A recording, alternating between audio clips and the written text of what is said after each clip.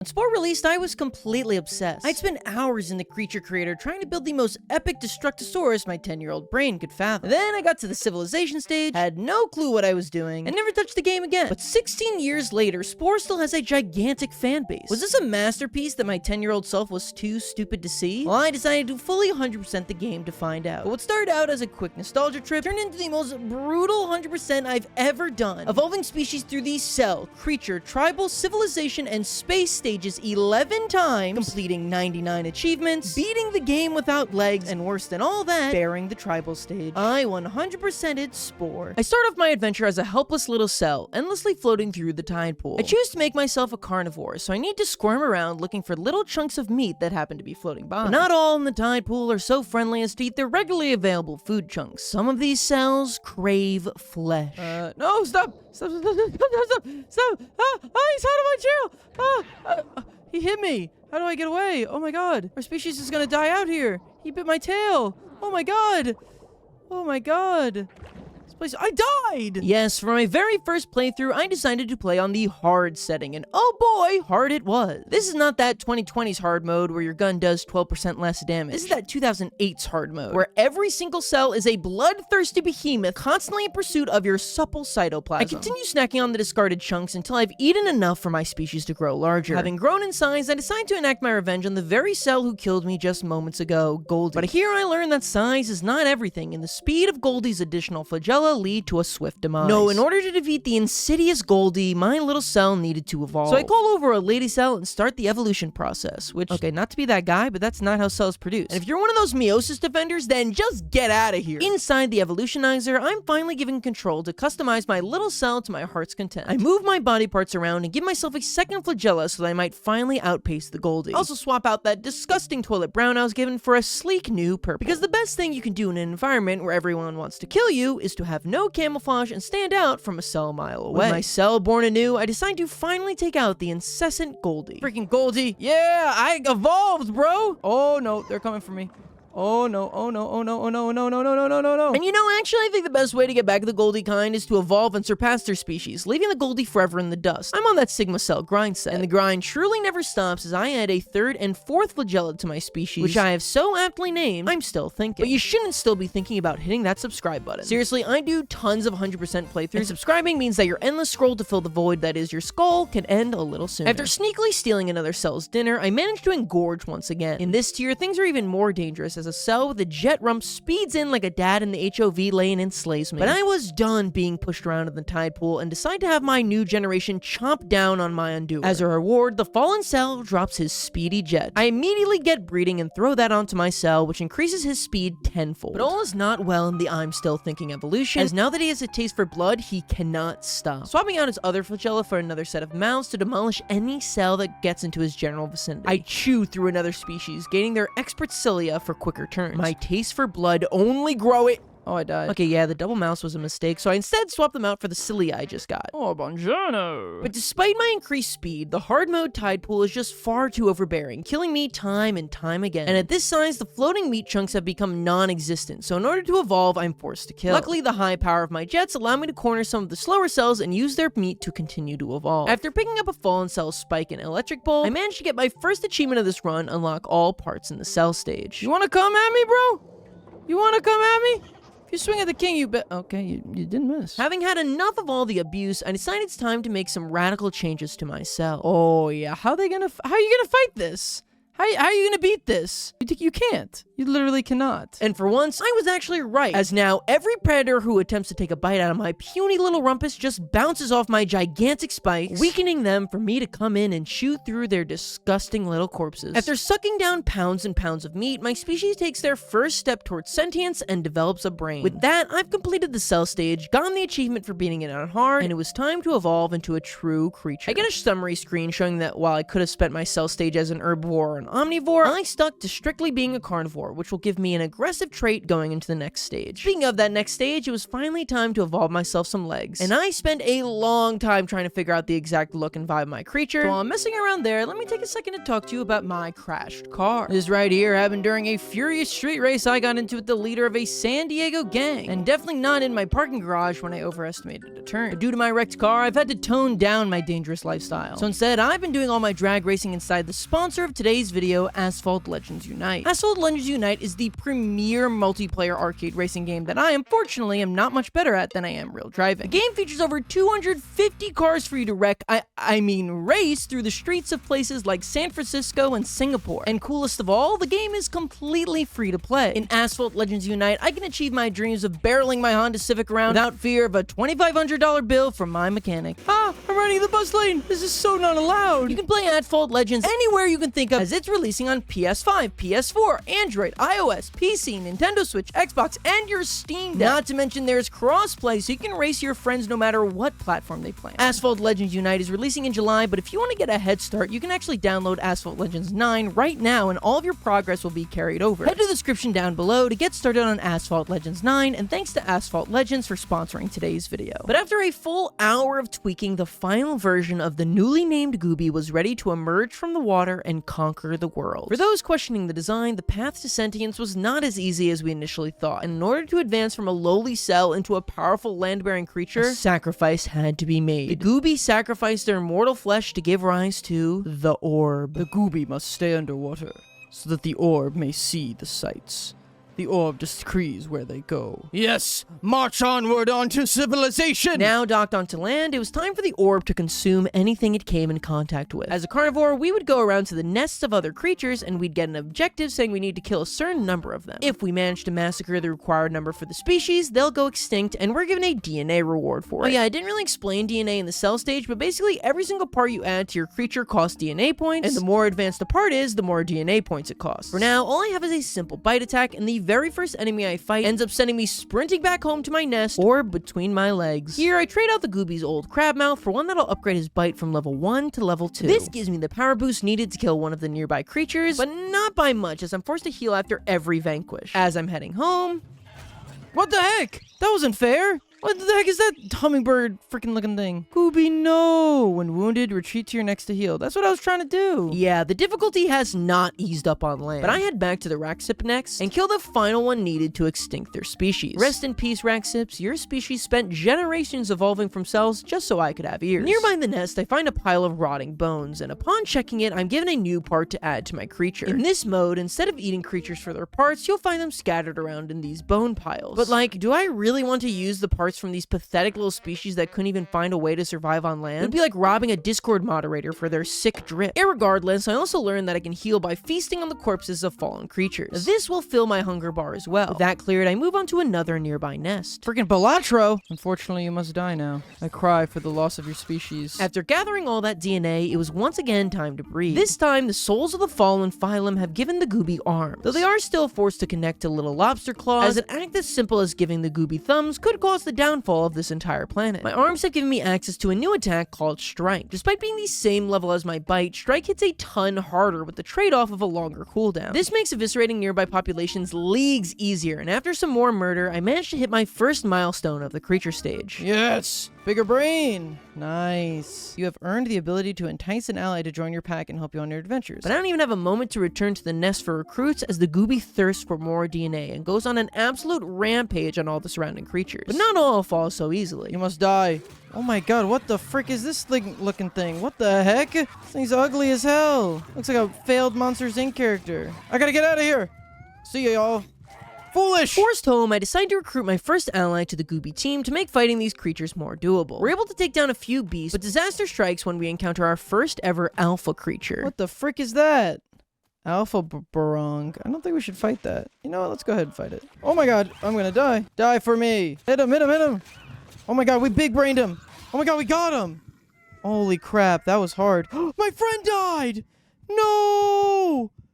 No! For the greater good. God dang, it ain't easy in the animal kingdom. I return home for a new friend, but upon my arrival, I learned that the Gooby have decided to migrate north. Luckily, one stayed behind to accompany me to the new nest, so I befriend him. What the heck? Where did these guys come out of? Okay, fine. Bro, you want the smoke? Oh, yeah. Not so funny now, is it? Yeah, you roll up on me during my freaking friendship ritual, bro. I'ma have your booty prehistoric, non-existent. No one's gonna remember your story, brother. After some more murder, we expand our brain once again. We add a third Gooby to the posse and then head north towards our fellow migrated brethren. Along the way, we're ambushed though, and I end up dying. What? Why'd my Spore crash? What the heck? Where did my file go? Yes, the game had randomly crashed, and when I loaded back in, my entire save file was gone. Yes, really? Now, it didn't delete my file, but what actually happened is it was restored to the game's last save point. But do you know when that is? Surprise! There is none, because Spore has no autosave. And I don't even mean like, oh, it doesn't save every 5 minutes. I mean that unless you manually click save, then the game doesn't save. And the funniest part is, it knows this all happened because it saved my achievement. But thankfully, this is the last time Spore crashed, and also the last time I forgot to save. But after an adequate amount of raging, I load back in on a brand new file and get all the way back to where I was before. Revenge. Revenge. We must take back what was once ours. The Goobers will rise even stronger. I go through the entire cell stage again, evolve to a creature, painstakingly rebuild the Gooby, and dock on land once again. And you want to know something even funnier? After all that work, the first thing I see is the corpse of a fallen Gooby from my last game. Meaning the game even knows where I was! Okay, I'm not gonna harp on it. I go around murdering the nearby nest, but managed to get ahead of myself and... No! It crashed again! Luckily, I had saved a bit ago, but I still lost a good hour of progress there. Awesome.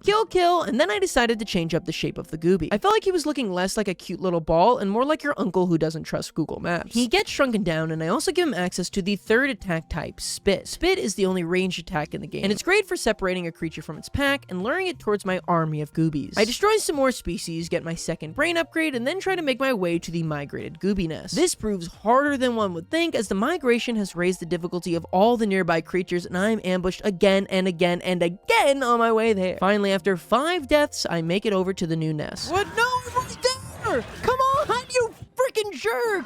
Are you joking? I was right there! I wasn't even attacking you! After 10 attempts, I make it over to the new nest and achieve migration. Dear Lord, the creature stage is brutal. For my efforts, I'm given my 3rd brain upgrade. With all those upgrades, I decide it's time to make like a Mormon 19-year-old and get breeding. I'm able to end the best carnivore mouth in the game, giving me a level 5 bite, the max it'll go. I also upgrade my hands for a stronger strike attack and head back into the unforgiving world of revenge, which is what I named this planet, by the way. I recruit a gang of ferocious Gooby, and our upgrades have us tear through the nearby species. We upgrade our mind another time and are able to add a 4th Gooby to our pillage parade. Along the way, we encounter an old friend. What the heck, a freaking Gooby? Oh, sorry guys, you went to stink, and we're still alive. Sucks to suck, bro. Now I will eat your corpse. Back at home, out of nowhere, the Gooby cower in fear as a giant spaceship appears in the sky and starts tractor beaming up nearby creatures. The orb reassures the Gooby that if they're just to trust its guidance, one day the Gooby will be the one tractor beaming up the defenseless critters. After extincting one last creature nest, our brain has expanded so large, and we've conquered so many species that we are now at the top of the food chain. This means we've now completed the creature stage and can advance on to the tribal stage. But becoming tribal will have to wait a minute, as we've still got a few more achievements to earn in this stage. Firstly, I give the Gooby some upgrades to their combat abilities, which earns me the achievement for maxing out 4 of a creature's stats at once. I go around annihilating some nearby nests until I get the foe achievement for causing 20 species to go extinct in a single playthrough. In trying to farm some more DNA though, I accidentally earned the lead 30 posse members to their death achievement, which was more than a little embarrassing. The DNA farmed and the Gooby upgraded, it was time to take on one of the hardest achievements in the game, kill an epic creature. Epic creatures are these massive life forms that roam around the map that have 1,000 health. But with all the upgrades I've gotten on the Gooby, I knew that I was strong, defensive, cunning, and he can kill me in one hit. Awesome. In order to be powerful enough to defeat the epic, I needed to evolve. I needed to throw away any other conveniences like speed, flight, sneaking. None of that mattered anymore. I needed to become the perfect killing machine. I reformatted the Gooby, and after some tinkering, the Destruction Gooby was complete. A species whose entire existence is to create carnage. I take my army of killdroids over to the epic barrack once again and begin his annihilation. Despite all of our upgrades, it still wasn't enough, and I watch on with horror as the barrack kills my brethren one after another. I cower in fear, sprinting away, but the barrack catches me after just a few short strides, and I join the fallen in Valhalla. I realize realize now that there's absolutely no way I'll be able to outpace the Barrack in a battle of strength. A fair fight is one that I can just never win. So I restructure the Gooby once again, but this time focus on just one thing: speed. If the Barrack can't catch me, how could he defeat me? I pull its body to be as aerodynamic as possible. I give him the most advanced wing technology to soar through the skies. I give the Gooby an extra set of legs to be faster. No, a third set of legs, so that nothing in this world could outspeed him. The Cheeto weeps, for it views the world in slow motion compared to the demon that is the Gooby. I race over to where the Barrack cowers in fear. How can you win this fight, Barrack? You'll never be able to...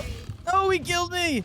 No! Yeah, I soon learned that the key to this fight is just to keep your distance. Spit at the Barrack once, and then run backwards until you put a good distance between you two. Then repeat. This takes a while, because each spit only does like 5 damage. I also learned something while trying to fly away. Whoa! He can spit! Okay. Do not jump. The second you take to the air, the Epic will do an undodgeable spit attack at you, so it's important to stay on the ground, always. On respawn, though, the Barrack has invaded my very own nest. And while this might initially seem bad, it actually ended up being quite good. All of the remaining Goobies can just ambush the Barrack at once, taking out a massive chunk of his health. However, eventually he manages to kill them all and shifts his focus back to me. And he's still got 500 health left. So I start the arduous process of spinning at him, running away, and spinning at him again. After a solid 30 minutes of painstakingly shooting at him, yes! Yes!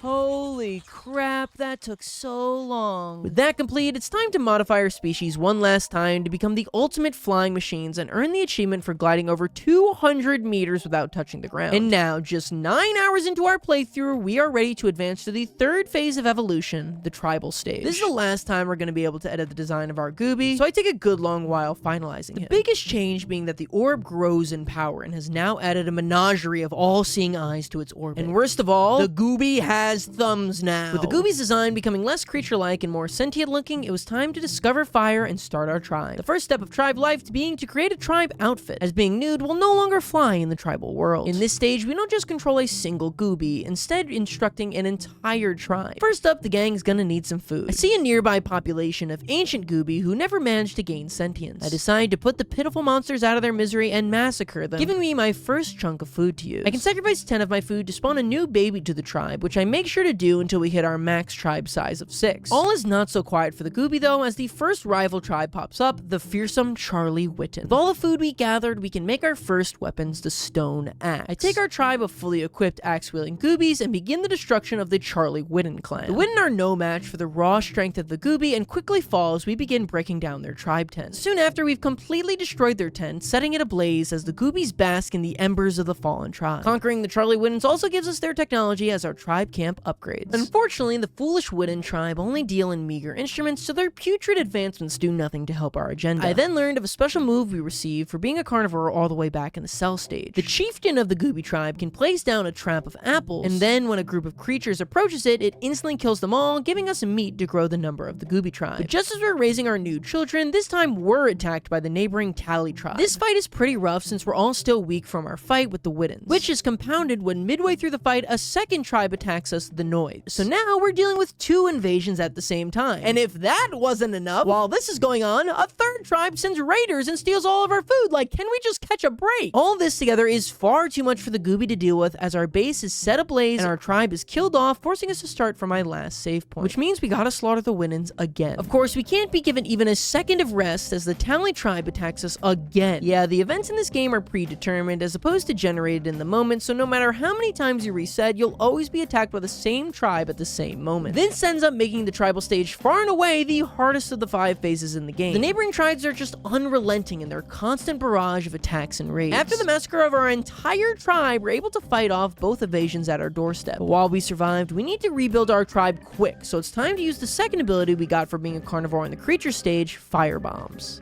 That worked. No, it did not. Before we even have a minute to breathe, we're attacked again by the Tally. Can you psychopaths just leave me alone? While they're able to successfully destroy our fishing hut, we're able to drive them off. Phew. Now let me go, just... Oh my god, it never ends with you freaking people. These raiders managed to destroy our stone axe hut, leaving us helpless to their attacks and dying once again. This time, after dealing with the initial invasion, instead of recuperating, I decide to strike first and take out the weakened pink village. This actually works surprisingly well, as they have no defense and we successfully take our second village. However, on return, turn, we're being attacked by a different tribe. This game is so infuriating sometimes, man. I haven't even been able to play the entire time. Every single second we're being attacked by stupid raiders. Oh my god, can I play the game for 3 freaking seconds?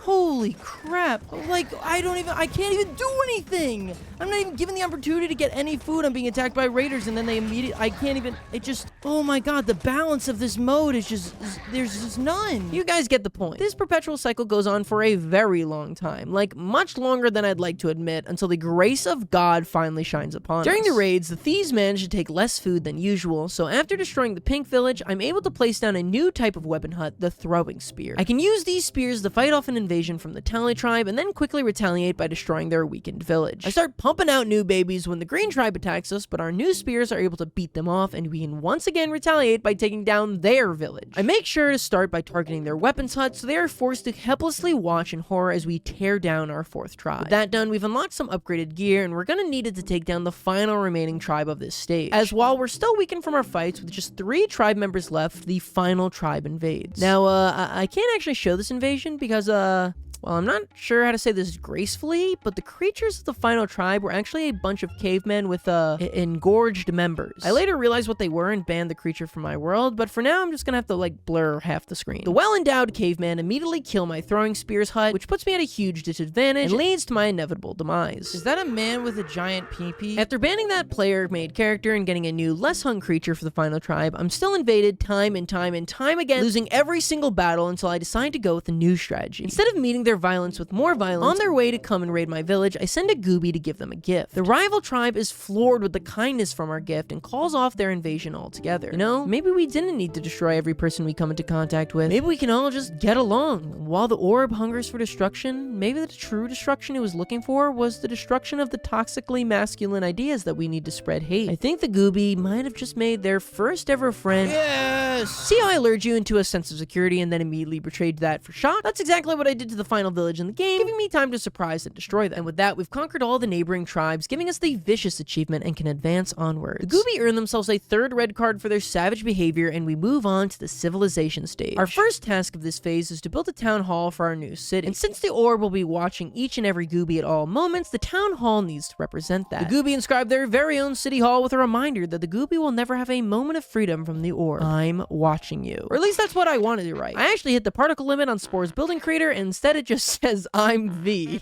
But the gooby know what it means, and it still scares them, trust me. With the building of the first town hall, Revenge's first city has been established. Now it's time to design our first ever military vehicle. I create perhaps the coolest car ever, Chet. You're probably wondering, how does Chet tie into the whole orb / gooby lore that everything else has been built on? Well, Chet is just like he's just cool, okay? I just want a cool car, and I am still a man despite what the comments say. My first task in the civilization stage is to send Chet to claim a nearby geyser of spice. These geysers pop up all around the world, and going forward to the next stages, spice will become the economic resource that runs both this world and others. Before we get further into the spice trade, it was time to finalize the outfit of the civilized gooby. And doesn't he just look absolutely dapper? With the spice rolling in, it's time for our city to build its first factory. I made it a robot for a reason that I do not remember, but he is pretty dope. With the factories placed, our city is making money, but it's coming in pretty slow. But we can boost the production of our factories by placing down some houses for people to commute from. My goal is to create God's greatest gift to Earth, a facility that truly displays how the human race is meant to live. Soulless apartment buildings that are so cramped you can hear your neighbors pee. So I was attempting to make like the ugliest apartment buildings I could, and I just realized that I've accidentally made the Twin Towers.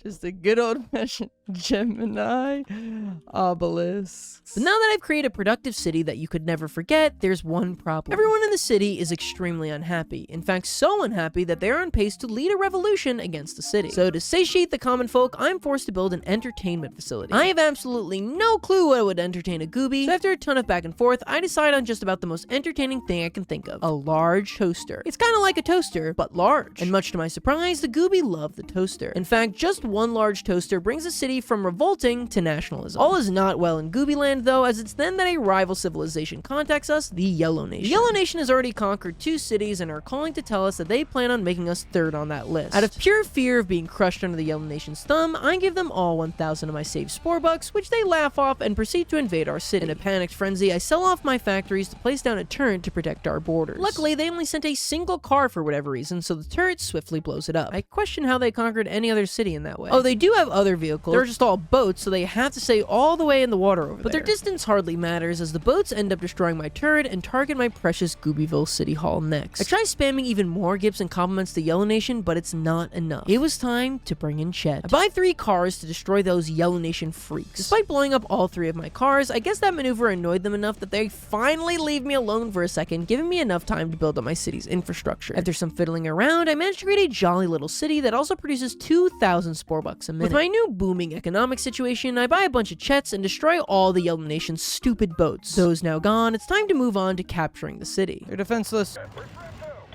They're not defenseless. Oh my god. They're definitely not defenseless. Stop. Go. Go. Go. But all is not lost, as I've got a secret weapon. You see, we still have perks from our days as our carnivorous cell, an impenetrable shield that we can place down anywhere. For the cost of just 4,000 Spore bucks, we can make ourselves completely impervious to damage whenever we want. I place this right outside the Yellow Nation's borders and go to town on them. The duration of the shield is pretty short, but luckily the cooldown is short as well. So after cycling through 3 straight sets of Chet tanks, we're able to finally take down our second city. I fill out the buildings for my newly conquered city, only strengthening my economic gains. However, I guess the Yellow Nation wasn't like super cool with us taking their entire city, as they start sending an armada of planes at us. Which, like, chill, bro, we haven't even discovered sea travel yet. It's like dropping a nuke on an anthill. The worst part is, we're not even their main focus. While we're fighting them off, they managed to conquer a completely different city. But with the Yellow Nation distracted, we target their weakest link and set a barrage of Chets at them. The Chets are vicious, giving us our 3rd city. Adding another town to our empire increases our vehicle capacity, meaning we can summon an overwhelming barrage of Chets and our new boats, Agent Flipper, to take over the final city on our continent. But continental domination is far from the end goal of the Gooby, as collecting our 4th city allows us to start building planes. In order to conquer the rest of the world, our plane was going to need to represent us as a nation, a symbol synonymous with power and truth, an icon the people of this glorious nation will be proud to see bombing innocent civilians in the sky.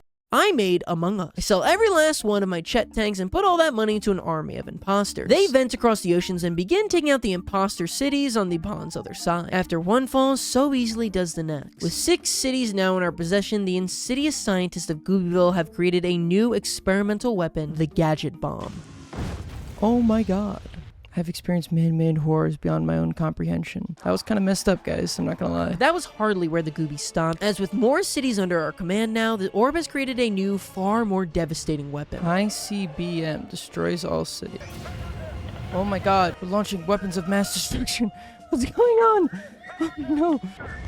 Oh my god. After nuking every other city on the planet, we get a bunch of achievements, including one for beating the civilization stage in under an hour, and have successfully completed this phase, giving rise to the final part of the game. Before we advance though, I make sure to go through and grab every remaining spice node on the planet to give us the Spice Hoarder achievement. With the planets unified, we can rise to a greater level existence and ascend to the space stage. For my spaceship, there's really only one thing it could possibly be: an ode to the beating heart of the Gooby population, the one that the species has to thank for becoming one of the most powerful life forms in the known universe, the Orb. The Orb launches into the air and we are ready to conquer the universe. After a quick tutorial, the King of Planet Revenge gives us the go-ahead to leave orbit and visit a new planet. The space stage is far and away the longest part of Spore. In fact, if you combine my playtime in every other phase, the space stage is still longer. When you think of Spore, you probably think of it as a funny creature game, but what it actually is a space game with a kind of long intro. The space stage has the most complex mechanics, far and away the most time putting into it, and of course, you know, I'm not gonna say it. It has been said a million times about Spore's space stage, and I refuse to contribute to that narrative. All you need to know is that I'm gonna try and simplify my explanations as much as I can so we can get back to more silly creature time. And don't worry, we're gonna have a lot more go-throughs of all the other phases. The way you complete the space stage is to hit level 10 and achieve the master badge for your archetype. You get to level 10 by collecting various badges, as each gives you a set of points. These badges are things like take over 20 planets, start 5 wars, travel to 500 planets. Each badge gives you points, and to get to level 10, we need a whopping 275. Most of these badges also have caps, so in order to complete this stage, we're gonna have to diversify what we do. I start off my space exploration journey by taking the available missions from the Gooby people. They want me to go to a nearby planet and set up a colony there. A colony is basically like a single civilization city. As opposed to making Spore bucks like they did in the civilization phase, all cities have switched to making spice.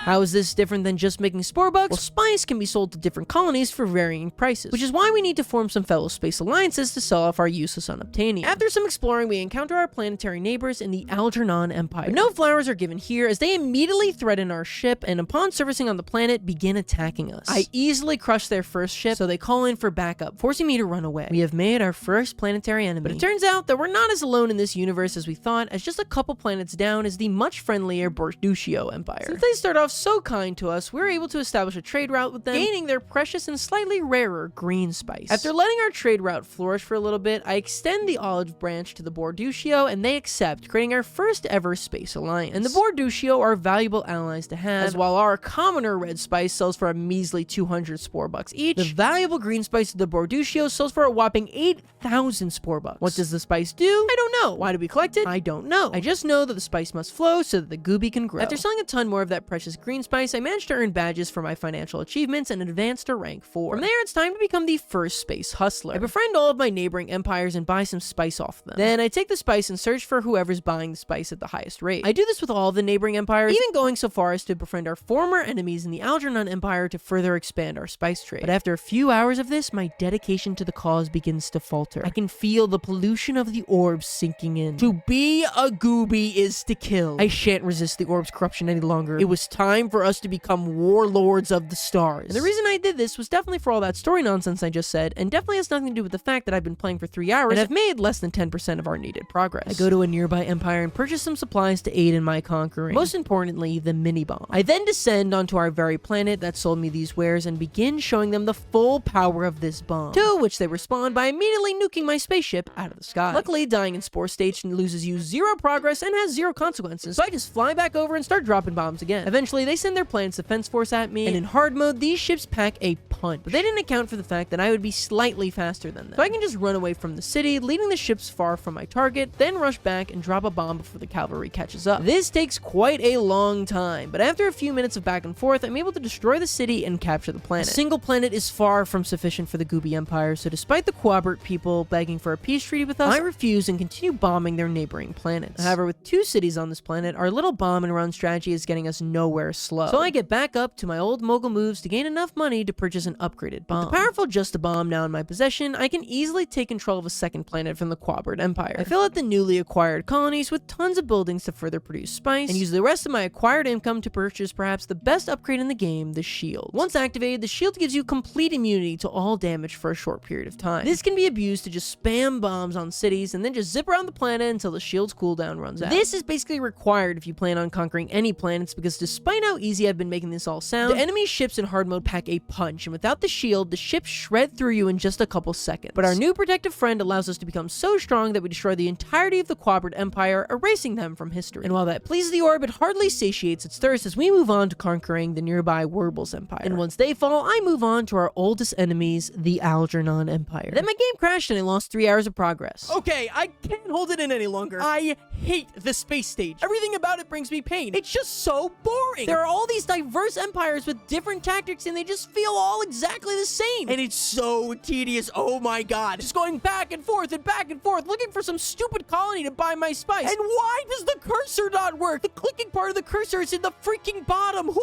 would code a cursor like that? And the worst part of all this is, spoiler alert, we're gonna have to play through it 9 more times. Okay, I'm good. I just need to get that out. After getting back to where I was before and conquering pretty much all of the planets in our immediate vicinity, I decide to check how close we are to level 10 after 9 straight hours of playing. Not even halfway, great. Up until now, I've been trying to expand my empire as much as possible, but I switched to now targeting specific badges that I wouldn't otherwise do. The way badges work in this game is every time you complete one, you unlock a more difficult version of that badge. So if the first one said start 3 wars, the next one would be start 10 wars. These harder badges usually give you way more badge points, so it's in your best interest to pick a couple specialties and continue doing them to the very end. The main ones I start working on are the ecologist badges. By using some tools we picked up to raise the temperature and atmosphere levels of a planet, you can improve its Terra score. You can improve this further further by placing down plants and animals from neighboring planets and creating a self-sustaining ecosystem. I do this on tons of different planets, making sure to drop colonies on them as well to work towards the colonizer badge. I also do tons of other jobs like establish trade routes, sell spice, start wars, spam travel, buy items, pave paradise, put up a parking lot, you get the point. Finally, after 11 hours of gameplay, I successfully traveled between my 1500th planet, giving me the last badge points I need to hit level 10. This gives us the Warrior Hero achievement for getting to level 10 as a warrior. I promise I'll explain what that means later. For now, we have finally finished the space stage and successfully spread the orb's influence across the entire galaxy. But even though our adventure with the all-powerful Gooby is over, that is far from the end of our journey through Spore. Now is time to start back from a cell once again through a brand new species. This time, instead of being a vicious carnivore, we opt to start as a peaceful little herbivore. Rather than feasting on the remains of our fellow cells, we carefully float through the tide pool, guzzling down any delicious plants we see, as it is only through peace and harmony that we will evolve. Life for an herbivore can be a lot easier at times, as instead of having to chase your prey around the map, you can just sit back and snack on these giant plants. We can't kill by ourselves, so we're sure to swiftly grab the remains of any unfortunate cell that manages to die around us. The most important thing to be as an herbivore is fast, so you can both run away from predators and also get to the kelp ring first. Eventually, our plant chewing duties have grown us up to the top of the gene pool, and soon after, we're able to evolve to the creature stage. In the previous playthrough, the creature stage was where we built out the lore of the all-seeing orb who controlled the Gooby and forced them to commit war crimes even against fellow Gooby, all in the pursuit of gaining more power. So what's the story for our herbivore playthrough? Well, this is Donzo, and I think he's neat. With that, the Donzo has made its way to land. As the Donzo, I don't kill fellow creatures for food, instead just snacking on some fruit on the ground is all we need. To get DNA points with this peaceful approach, you need to find and befriend your neighboring species. To do that, I'll need to use the Donzo's golden pipes. Oh my god, beautiful singing voice, Donzo. After befriending 3 individual members of the nest, we're given the DNA reward, and the Rack are now our allies. However, all is not easy for a friendship kingpin like Donzo, as some species will do friendship moves that we cannot mirror, and thusly, the friendship attempt fails. Despite that, I'm able to befriend enough critters to gain my first brain expansion. With that, it's time to breed, as I've got tons of useful body parts to add, like an upgrade to my singing skill, gain the abilities of dancing and charm, and arms, which are pretty important, and also one of the worst Switch games I've played in my life. Right as I'm born, the Donzo begin their first migration, meaning that there is nobody left to join my singing squad. But luckily, after befriending the hopping dweeble, one of them decides to tag along my friendship quest. It's Donzo and Dweeble. Donzo and Dweeble, racing cross time. Bye, Dad. Unfortunately, despite the dweeble's adorableness, he is not good at singing, or dancing, or really anything, actually. Regardless, I still managed to make some more friends and increase the old cranium sizeum. This lets me add another singer to my choir, to which I grab the nearby Atarkus. I guess I haven't really explained how befriending people in this game works, because it's pretty complicated. You see, when you enter a friendship test, you have to see what move they do, and then do it back at them. That's it. But like Chad from High School Musical, Dweeble just can't dance, so we're forced to leave him behind in favor of Sid the Sloth. I'm sorry, Dweeble. We will never forget you. Things with the new friendship squad are going great until the accident. Oh, they're not friendly. Uh-oh. I'm not built for fighting. Run! Oh, no. We left him behind. Are you guys friendly? Nope. Let's keep going. Ah, no, we're gonna die. Oh, run, run. We gotta get out of here. Oh my god, all my allies died. Oh no. Luckily, after chewing through some fruit, I'm able to recover, but the same cannot be said for my fallen allies. That was particularly close because I'm using this playthrough to collect 3 real achievements, and the first one is to complete the creature stage without dying. I start heading towards the migrated Donzo nest to recover, but... Run, run. No! Hey, leave me alone! Hey, why are you going that way? What are you doing? You went right into it. You walked right into it, Donzo. Run! No, I'm not built for fighting. No! No! No, Donzo! You were supposed to be the one who made it! No, Donzo!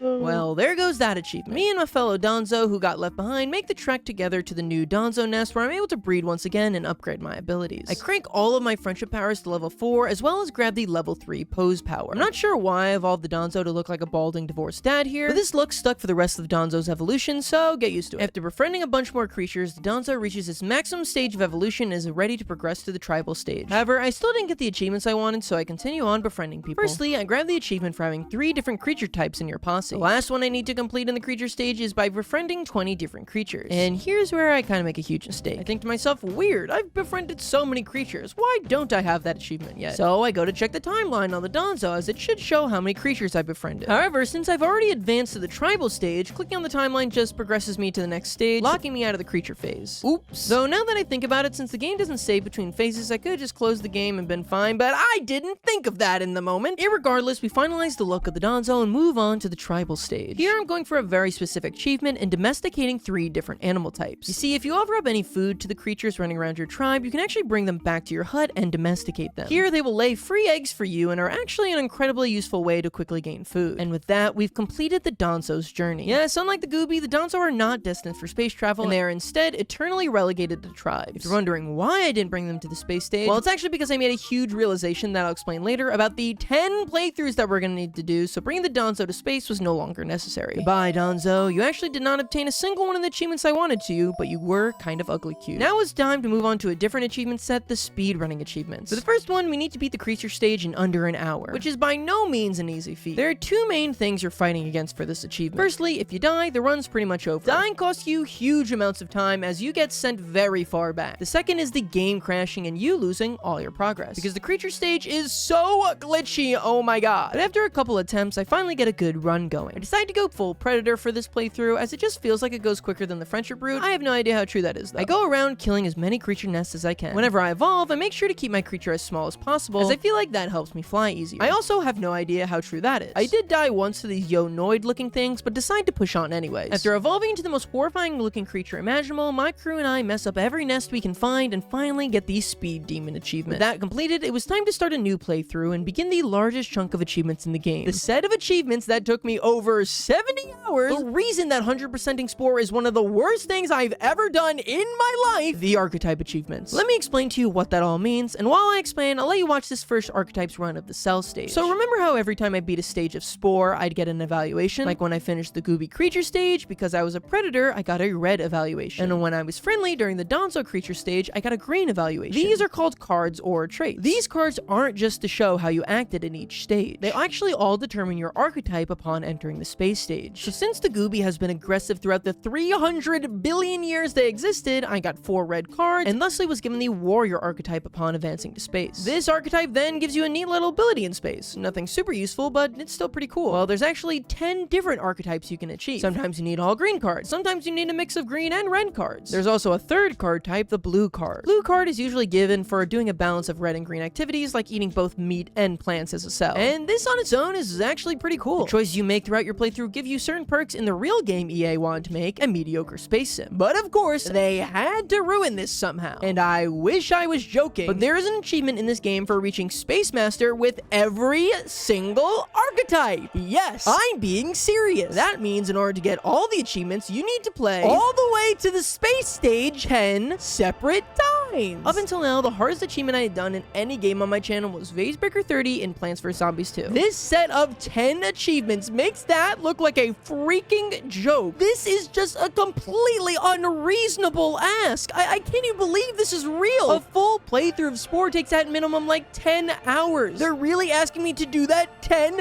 different times? Are you joking? Were these created by Satan himself? It's not even challenging or tactical or anything at all. It only exists to waste your time. To suckle time's most precious resource just so you can have 80 pixels say that you're a lifeless moron who actually attempted this. What kind of sick, twisted person would design— Oh, yeah, that makes sense. But even though this might be literally the worst achievement ever created by mankind, I did it. Because quitting now would be exactly what those monsters at Electronic Arts would want. And it all starts with the first of these archetype playthroughs you're watching now, the Bard run. To become a Bard, we need to spend our cell stage being an omnivore, meaning we need to eat an equal number of meats and herbs. There is an omnivore mouth, but I ate too much meat at the beginning of this run, so I ended up switching to my herbivore mouth for the latter half. I successfully receive a blue card and move on to the creature stage. For my Bard playthrough, I wanted to create a creature that looks silly and whimsical, but also wise and smart. I couldn't figure out how the heck to do that, so instead, I created the Trumbo. For the creature stage, the Trumbo needs to forget its omnivoric origins and go full-on predator here. After destroying every creature the vicious Trumbo comes in contact with, he's ready to advance to the tribal stage. I finalize the Trumbo look and advance on. Here in the Trumbo tribe, they feel an immense amount of guilt, and not just about their stupid-looking hats. No, about their savage creature phase, so they need to once again become friendly. In order to get a green card in the tribal stage, instead of attacking every tribe, you need to befriend them using instruments. And the first tribe for us to befriend is none other than the Gooby themselves. After gathering some fruit from nearby bushes, we build a hut for wooden horns and then approach the Gooby. When performing for a neighboring tribe, they'll make callouts as to which instrument they want to hear. Right now, we only have the horns, so after blowing on those for a bit, we have successfully befriended the Gooby. Once the new tribe spawns in, it's important to give them a gift as soon as possible. That way, they never attack you and you can more easily befriend them. If it wasn't immediately immediately obvious, doing the friendship route is so much easier for the tribe stage. Like, to the point that it actually makes me kind of like the tribe stage. Because of this, every single one of my future playthroughs is built around getting a green card during tribal time so I don't smash my monitor screen. Eventually, the Trumbo build maracas and didgeridoos and impress all the tribes in the area, advancing us to the civilization phase. Now, the civilization stage is actually very different from every other stage. Firstly, whatever card you get from the tribe stage determines the type of city you start with. So in the Gooby playthrough, we had a red card from tribe, which made our first city a military city. Secondly, it's the only stage where the blue faction isn't achieved from a balance of the red and green ones. No, it's actually an entirely separate city type called industrious. While the red card has military cities that take cities by force, and the green card has religious cities that take cities also by force, the industrious cities work a little differently, which I'll get into in a minute. For now, we're a religious city, so we need to hope that one of the initial cities that appears is an industrious one. Thankfully it is, and we can take it over using religious vehicles. Upon capture, we're given the option to convert it to a religious city like us, or keep it as industrious. I need one final blue card to become a bard, so I go with industrious. Industrious cities have an entirely separate vehicle type, so I need to sell all of my godmobiles in favor of, I don't know, what do finance bros drive, Teslas? With that, we can roll out the 100 Gex sponsored money machines and begin our economic takeover. Industrious cities take over cities through trade routes. You can establish a trade route with neighboring cities you're in good relation with. From there, my money machines go back and forth trading for a bit until the mayor gives me the option to buy their city outright, which I can't believe is an option. People out here really just straight up buying cities. After making some particularly uninspired planes, we're able to buy out every single last city on the planet, letting us advance to the final stage. And I know I should probably make some sort of cool rocket ship that relates to the lore and shape of the Trumbo, but I spent 11 straight hours flying around in the orb. I've grown attached to the way she turns, the way she fires, the way she flies. So I decide for the Trumbo run, we're gonna have an eye, but it's blue. Seems no one is safe from the corruption of the orb, not even myself. Bards, baby, bards rise. For becoming a bard, we're given the special ability to play a soothing song. An ability so useless, I'm not even gonna bother to explain it. Now, seeing as we're a bard, I'm gonna try and be on theme with the rest of the playthrough and do a little bit of peacekeeping, a little aggression, a little economy. Fall before the might of the Trumbo. You foolish species only serve to expand my empire. Not only is conquering every single planet you find the best way to expand your empire, I also learned it's the best way to make money. You see, up until now, every time I would capture a planet, I would try and fill out their cities with the most optimal factory layouts for maximum spice production. Turns out that's a huge waste of time. The reality is the only two spice types that are worth farming are pink and purple. Everything else will probably not ever make your investment money back. Instead, you can make boatloads more by just selling off all the buildings on the planet. For planets with a lot of cities, you can make upwards of 2 million spore bucks this way. Having lots of money just explodes your options in the space stage, as you can buy better equipment to accomplish all of the other badge tasks you have to do. So the entire space stage becomes looking around the galaxy for new empires, immediately crushing them, selling all the buildings, then moving on to the next one. If the empire starts off neutral, I also have to make sure to give them a large gift first to win over their trust. Once I have it, I ask them if they'd like to establish a trade route and form an alliance. This is to start working towards the corresponding badges for each. After they accept, then I bomb them from hell. This severs the trade route, but it also still counts as me having done it, meaning I also never hit the trade route limit. It's kind of a beautiful system, really. Even though I figured out an efficient system and I'm starting to understand the space stage, don't get it twisted, I still hate it. Every mere minute is of absolute pain and suffering. The completion of this stage took me 6.5 full hours, but as a reward for slogging through that, we get to play through the always fun cell stage again. Oh man, remember fun? I sure don't. For this playthrough, our goal is to once again become an ecologist, which means we must once again be omnivores in the cell stage. I choose some meat and suck down some seaweed, giving me a blue card and a one-way ticket to Creature Town. This was probably the creature design I struggled with the most the entire playthrough. I initially called the ecologist species the Weeble, and he looked like this buffed out kill machine version of Danny DeVito, but I ended up hating this and made him look like this like red monkey guy, but I ended up hating that too, so I did a similar style and went with this dumb looking bird. Why does he fly like this? Like, what kind of bird is this? Despite their lovable exterior, the Weebles are still vicious carnivores and peck the flesh of every creature on Planet Ecologist. I called all the planets that so I wouldn't forget what I was doing. On this playthrough, I also run into the abomination that is the epic attack Gooby, like, dear lord, what was I doing creating that thing? But we're able to get enough DNA to evolve to the tribal stage. I decide on the Weeble's tribal outfit, which is literally just a mustache. I like keeping my blood pressure at a cool 140/60, so the Weeble are very friendly during the tribal stage. On to the civilization stage, and now the Weeble have hats. I kinda ended up doing like a Nigel Thornberry thing for them for whatever reason, but I kinda dig it. This time, we stay as a religious city and dominate the world that way. And in case you didn't notice before, being religious is nearly exactly the same as being militaristic, which is a lot more true to life than I think the Spore devs even realize. After God bombing the world, we're back at everyone's favorite space time. And while I'm still rocking the orb, I make a huge change to the ship that makes it look basically completely new. Oh yeah. We get our achievement for having played as an ecologist, and it's back to the mines for me. I start making little optimizations of things I've noticed. Like in the very first mission, you're given unlimited energy for some reason. This makes it a perfect time to get the achievement for flying between 1,000 planets, as this also unlocks the ability to increase your ship's travel range.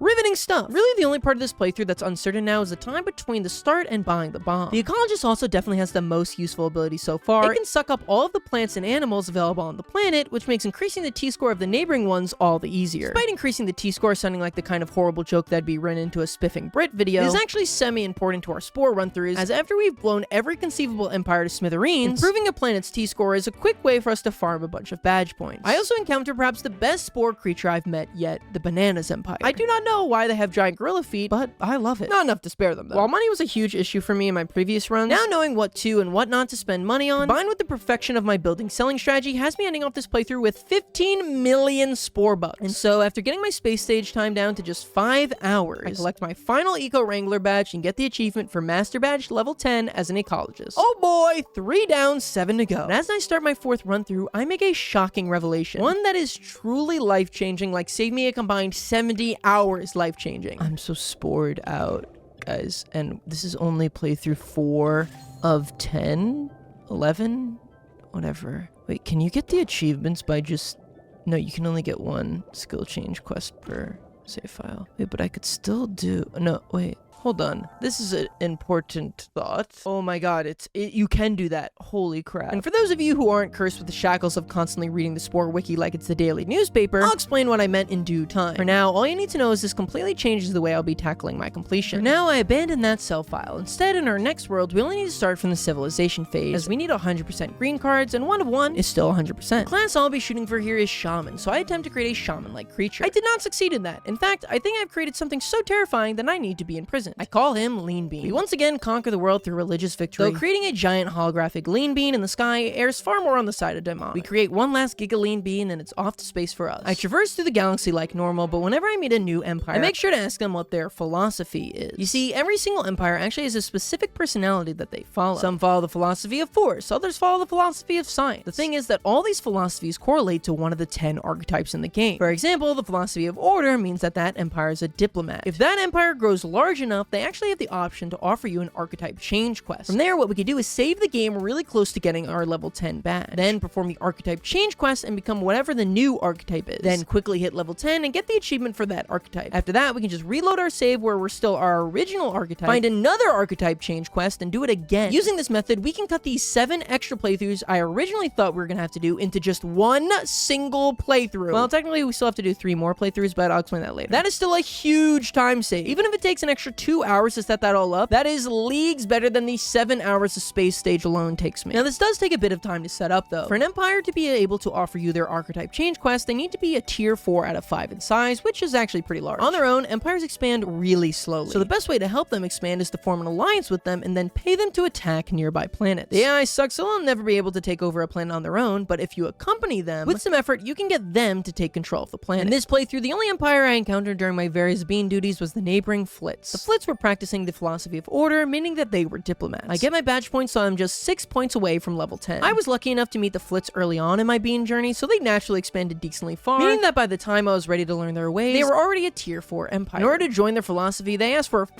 million Spore bucks. Are you serious? After getting completely ripped off, the Flits say in order to finish my change archetype quest, I need to make 5 new alliances with other empires. I go around the empire searching for some empires, easily make some new friends, and then return back to the Flits. They reward my passion by crowning me a diplomat, which also gives me the achievement for completing a change archetype mission. And then in just a matter of minutes, I've achieved level 10 as a diplomat, saving me at least 12 hours of gameplay. With that achieved, I can reload my saves, spam by a bunch of items, and boom, level 10 as a shaman achieved as well. Now, you may be wondering, why did I only do that with a single archetype? I mean, couldn't I have just done it with all the remaining ones and only had to do a single playthrough? Well, ordinarily, yes, but there are actually already 2 philosophies that cannot be achieved through archetype change mission, meaning we already have to do a space journey with them anyway, so we might as well just do it then. The first one is the Knight philosophy. This archetype requires 2 red cards, a green card, and a blue card. However, due to a coding oversight, no empires will ever appear as knights. But I thought of an exploit here that could still bypass this. You see, in the interest of making everything connected, you can actually encounter your other save game empires in the space stage. Through this, we can make a knight playthrough and then have them give us the change archetype mission, right? Well, still no! For whatever reason, if you do this, they give you the mission to change to a warrior, an archetype that requires 4 red cards. It is currently unknown why this happens, but irregardless, we're gonna need to do a full knight playthrough. In the cell stage, we're full-on carnivores. After growing legs, I decided that for our night run, we'll be playing as the noble Pippins. I am nearly creative bankrupt for creating creatures at this point. I truly fear what the next playthrough will look like. In the creature stage, the Pippins evolve its combat abilities by becoming a savage once again. Kill, kill, kill, learn to fly, evolve weird arms for a second, kill, kill. You get the point. It was time for the tribal stage, and things were completely different now as the Pippins has a funny hat. The funny hat squeezes out all the Pippins' hateful tendencies as they become tribal performers. All the nearby tribes adore the Pippins and end up forming a city. Even though we start religious, we thankfully get an economic city spawned near us and can once again buy out the whole planet. Raffiolio and Raffiolio. A joke that will only make sense to 6 people who have actually played this godforsaken game. Now it's time to take to the stars in the pink orb and start our conquest. Also, I learned here the philosophy you choose determines your background, and the one for the night is just haunting. Like, why is the lighting like that? The Pippin looks so scary. After the usual 5 hours of bombing, I managed to find 2 empires with desirable philosophies. The Gooplet Empire, who are zealots, and our former enemies in the Algernon Empire, who are scientists. I do the Gooplet Empire quest first, as their quest requires me to colonize 15 planets. This takes a good long while, so I can actually work on this simultaneously with me trying to achieve some other badges. After doing some old school colonization, and by that I of course mean just finding random planets, claiming their mind with no prior research as if there are any existing cultures there, I save before turning in the quest and complete both the Knight and Zealot achievement. If you guys are for some insane reason attempting this as well, I realized from this playthrough one of the easiest ways to farm badge points is to do all of the terraforming achievements. You can just fire the terraforming tools at the planet until you run out of energy, recharge, and go again. It gives you like 30 free badge points. But with all that out of the way, it was time to move on to the Algernon Empire. But here we run into a small problem. You see, my save is just 6 points away from hitting level 10. The mission that the Algernon gives us is to explore 20 non-planetary systems like black holes, dwarf planets, etc. The problem with that is that upon discovering the 18th planet in the quest, I get the badge for planetary discoveries, putting me at level 10. Yeah, I guess before I started this, I had accidentally discovered 2 non-planetary systems, making it so that I get the scientist badge before I complete the scientist mission. This meaning there is no way for me to complete this quest before level 10. Awesome. There goes the hour I spent expanding the stupid Algernon Empire. For our final, yes, really it's the last one, playthrough, we need to go directly into the space stage without playing any of the others. This gives us the Wanderer perk, a philosophy that has no special abilities. Because this is basically the you lose, you get nothing archetype, there are no empires in the galaxy that are Wanderers. For this playthrough, we have created the Kill Cult. I'm sorry, I understand he's not well. Please be kind to him. He's trying his best. And despite this being hour 50 straight of me playing the space stage, despite everyone and their grandma saying the space stage collectively ruined Spore, something strange happened here. I actually began to enjoy it. Maybe it's because I finally understood the poorly explained mechanics. Or maybe it's because the gameplay loop is not at all that mentally straining and can be done with my brain turned off. Or maybe it's because I've been playing this miserable game for so long that I've actually been Stockholm syndromed into enjoying it, forgetting what it was like to play an actual fun video game and forced to find meaning in the sludge that is Spore's space stage. But despite all that, I felt like I was finally able to optimize my colonies, realize the best races to create alliances with, maximize my profits. This is true brilliance! All games need to be made like this. Creature stage? Who would want that? Where's the meaningless dialogue? Where are all the ugly speech creatures? This is a video game. True mastery of the form. Don't all you haters understand that? Witchy on Steam thinks the space stage is too boring. Are you that simple-minded of a creature, Witchy? Are you not evolved enough to know the majesty of the space stage, Witchy? You are truly pathetic. Raffiolio and Raffiolio. You really quanned up an insert. After 7 beautiful hours in God's gift to the universe, we are ready to complete our last 2 change archetype missions. This time, I made sure to look up what the mission requirements for each archetype were beforehand and completed any and all quests that conflict with it. First up is becoming a trader with the Madra Oko Empire. For their quest, you need to sell 5,000 items. Are you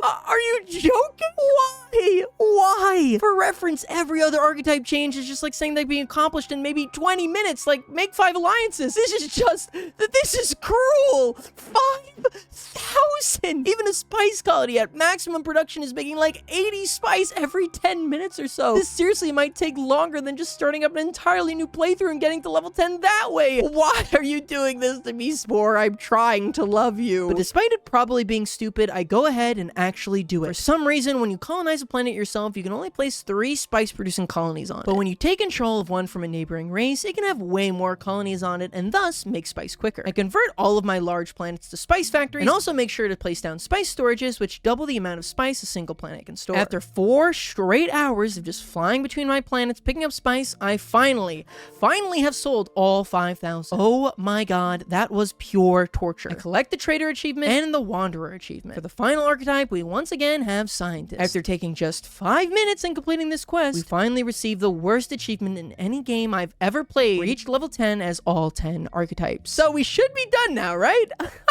No, of course not. Because Spore is forever, and I will never be free from her cage. The first achievement we have to collect is to completely destroy 20 planets. For this achievement, we need to use a tool for completing the Conqueror 5 badge. So I need to quickly conquer like 15 more planets. As a reward, we're given access to buy the Planet Buster. This cost a whopping 5 million Spore bucks, but the effect is, well, holy crap.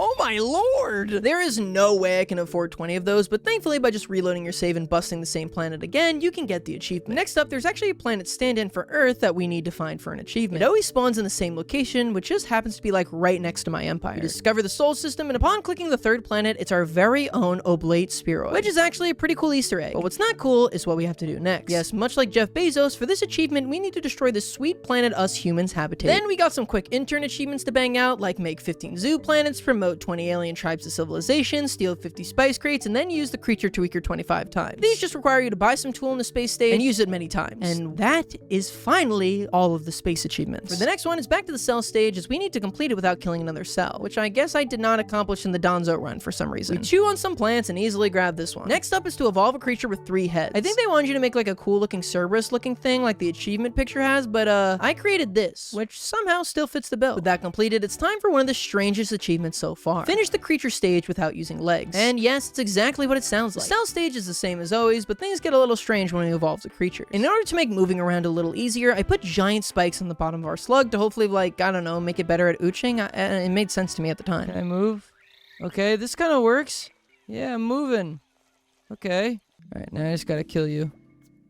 Unfortunate, but true. Yes, because Sluggington will never have legs, he will never gain the ability to dance, meaning that in order to survive in this world, he has to be a strict carnivore. But I do find a little secret that helps negate our slow speed. I must strike. Oh my god, he can move! Oh my god, that was moving. This is because of the final predator attack that I never explained, Charge. Charge allows you to instantly approach your target and stun them, which is extremely helpful in getting around when our average speed is slower than the first 4 episodes of One Piece. It's not perfect though, and the second it wears off, if we haven't stunned the enemy, they are easily able to run away as we inch along on the ground. I seriously cannot overemphasize how long it takes Sluggington to get around. What the hell? Who invited you? What the heck? The heck are you doing? I'm gonna die. I can't outrun you. That's not fair. Dude, get away from me. What are you doing? I need to get home. Come on, I'm so close. Oh my god, you jerk. I don't have legs. It's not fair.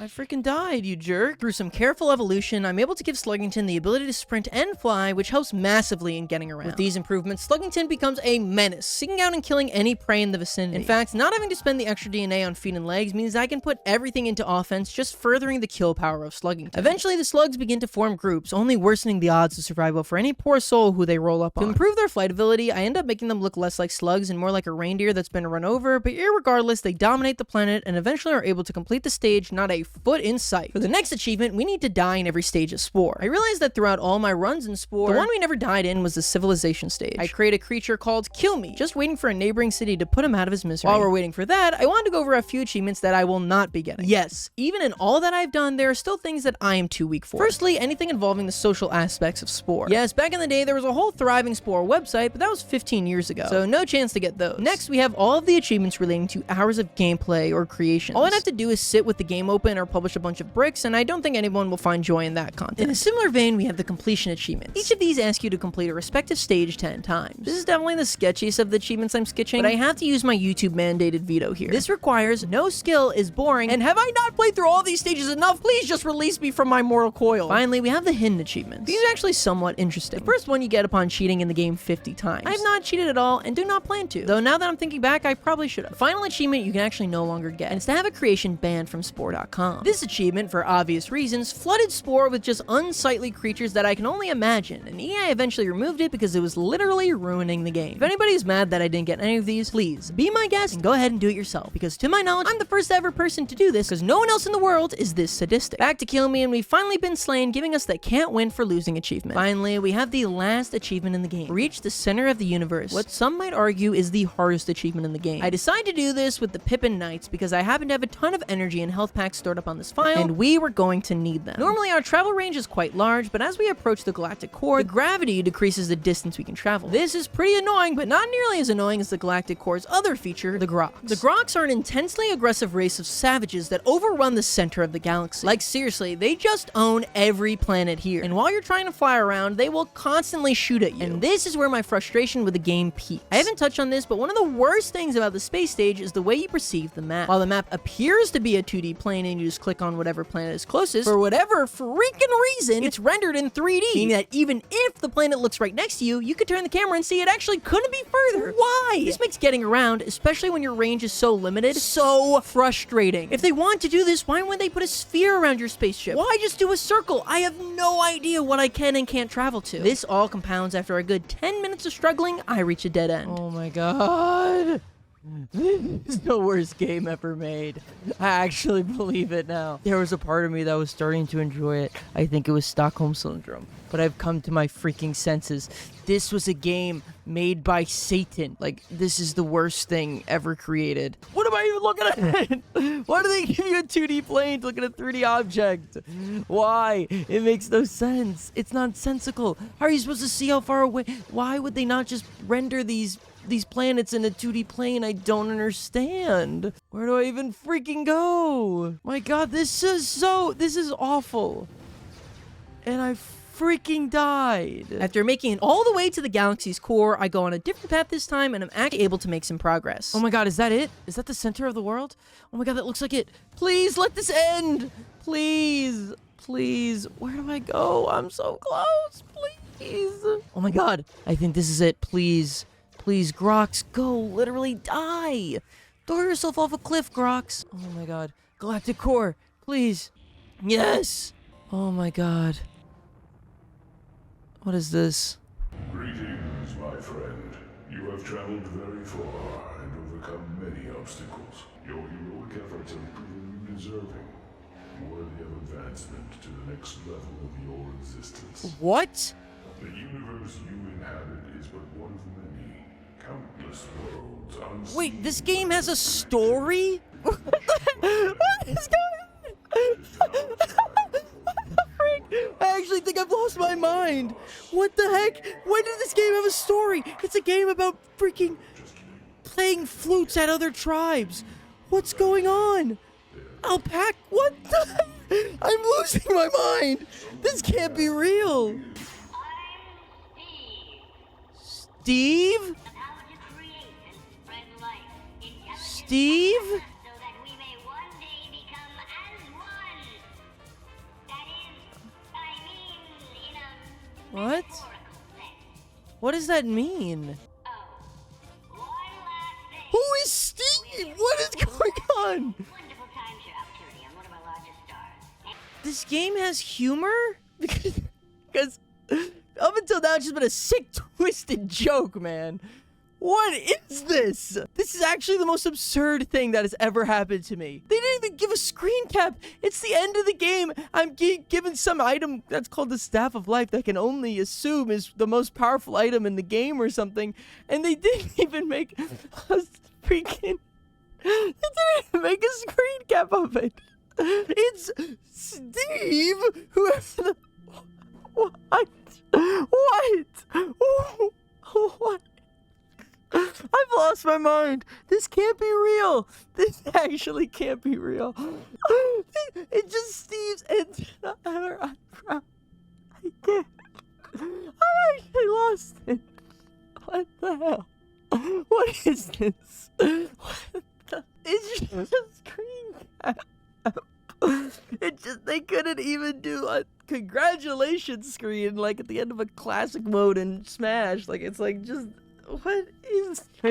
I seriously don't know. I seriously don't know what just happened. But despite the fact that we watched the ending of this game, I went into the achievements, and guess what? There's still 3 achievements we still didn't get. So there's more Spore to be played. For this playthrough, we need to start from the creature stage. I've truly lost my mind at this point and make a creature that looks like this and call him Giant Poop. Yep, that's what we're going with, the Giant Poop species. Giant Poops take land by storm, and it's time to go creature mode. For this final, and I mean it this time, run, we need to finish the achievement I messed up during the Donzo run and befriend 20 species. People all around the globe love the Giant Poop. They anticipate participate his dances, they learn his songs, he is practically a celebrity. Giant poop evolves to become much gianter, and people love them even more. Right as I'm about to befriend my final species though, I attempt to climb up a hill, but instead fall in this hole. And no matter what I try, I cannot get out. And I haven't saved in like 2 hours, so I'm just stuck here. The giant poop sits in the hole until 20 minutes later, a kind creature comes and puts me out of my misery, thank God. We get this stupid achievement and advance onto the tribal stage. Isn't he just beautiful? Here, we need to befriend enough tribes to unlock the healing rods, which I didn't even know existed. I put one of my turds in a battle with a wild animal and let my healer continually heal him, giving me the medic achievement. Now it's time for the turds to get civilized. As for the game's last achievement, we need to beat the civilization stage without ever buying an aircraft. This is a bit tricky because aircrafts are far and away the best vehicle. But after conquering the main continent with tanks, I attack a seafaring city with my boats. Once I have control of that, I can buy cars on that continent and take control of the cities there. Once I have 6 cities, I can just use the religious bomb and turn everyone in the world to worshippers of the turd god. With that, we get the game's last achievement, Fear of Flying. Well, not quite the game's last achievement. You see, there is technically one achievement that I didn't get and didn't belong to any of the groups I excluded. Front page news. Have one of your creations featured on the Spore website. Now, the Spore website hasn't been updated since 2021, so I knew it was a far out crime, but I had come too far to give up now. I upload my proudest creation, the Gooby, to the website. But I wasn't just gonna sit back and wait. I composed a tweet begging EA and Spore to feature my creation. I even researched the people who were lead developers on the game and tagged them in the tweet too. And I'm gonna spoil the ending here. I did not get featured on Spore.com. But really, that didn't end up mattering to me, because when I needed support most, thousands upon thousands of people came to my aid. The tweet actually got a ton of likes, and I got lots of replies from people saying how much they loved the Gooby, saying how cool my design was. One of Spore's original developers even responded to my tweet, and after all the horrible achievements, all the stupid grinding, the weird ending, it made me remember what was so great about Spore. I'm not an artist in any sense of the word, but I could create this creature that I was proud of, that other people liked and thought was cool. But the Gooby now posted to the Spore's browser, he could be living inside of any of your games, living on forever, and I think that's beautiful. That being said, this game is awful.